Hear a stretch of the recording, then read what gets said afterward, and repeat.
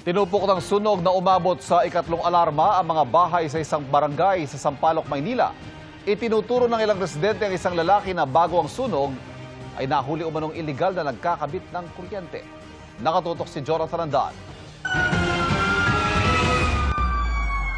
Tinupok ng sobrang laking apoy ang mga bahay na gawa sa light materials sa Barangay 581 Sampaloc, Manila kaninang umaga.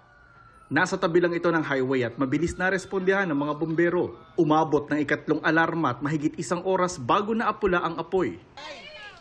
Pwede magtanong, ano na iligtas nyo? Ito lang po, wala na. Wala kaming damit. Mayor, tulong naman. Ang dami namin nasunugan dito. Awa mo na, Mayor. Iniimbestigahan pa po ngayon ang cause ng sunog. Mayroon pong mga kababayan natin na nagsasabi may nakita silang nag-jumper. Pero yun po ay kailangan verify natin.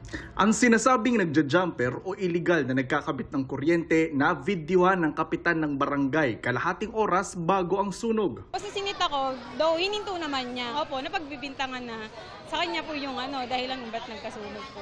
Dinala sa barangay ang lalaki. Aminado siyang magja-jumper sana pero hindi naman daw niya naikabit ang kable kaya naniniwala siya hindi siya ang dahilan ng sunog. Hindi kayo yung dahilan ng sunog? Hindi, malayo po yun. Malayo pa. May nag-spark ba na nagkabit ka? Hindi po nakabit. Ay, hindi mo nakabit? Hindi po. Saan mo sana yung kinakabit? Sa street light. Pinakiusapan lang daw siyang mag-jumper ng isang kapitbahay dahil nahihirapan daw sa init sa bahay. Matagal na po ba kayo nagja-jumper?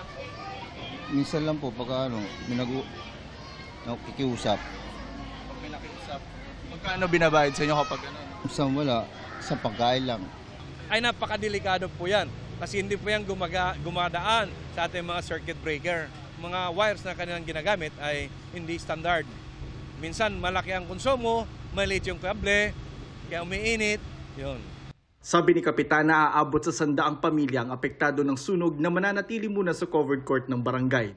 Dumating agad kanina ang mga kinatawan ng Manila Social Welfare Office. Para sa GMA Integrated News, Jonathan Andal, nakatutok, 24 oras.